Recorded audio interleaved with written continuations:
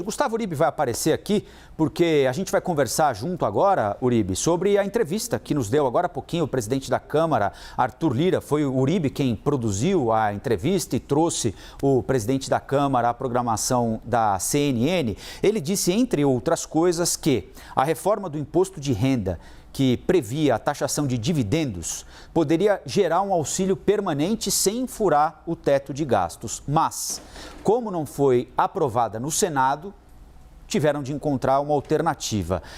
Foi cheia de lances importantes, claro, a entrevista do presidente da Câmara dos Deputados, Arthur Lira, não é, Uribe?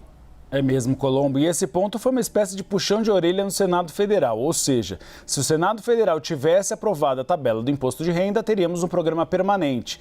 Então foi um recado dado para Arthur Lira. Ele fez esse recado durante toda a entrevista, falando de medidas que acabaram aprovadas na Câmara dos Deputados, mas que não tiveram sequência no Senado Federal. Outro ponto importante é que ele nega que essa revisão, essa antecipação da revisão do teto de gastos, que está dentro da PEC dos precatórios, que ela pode dar uma margem grande para aqueles recursos para o aumento das emendas parlamentares. Ele disse que conversou com o Ministério da Economia e que, na verdade, não há essa sobra orçamentária, apesar dessa crítica ser feita pela oposição.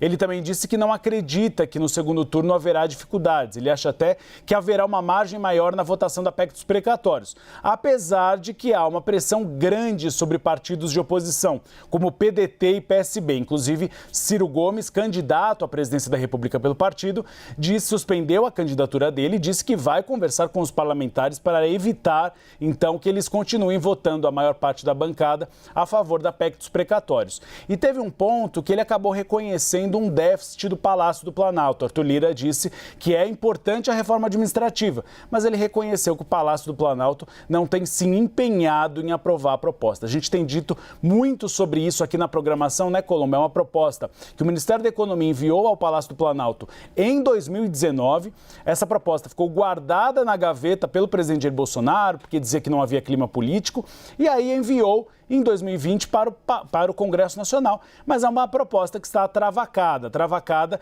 porque temos o setor dos funcionários públicos, e é um lobby muito grande sobre os parlamentares, seguindo aquela máxima, né? Em ano de véspera de eleição, é muito difícil aprovar reformas e mudanças que afetem as bases eleitorais dos congressistas.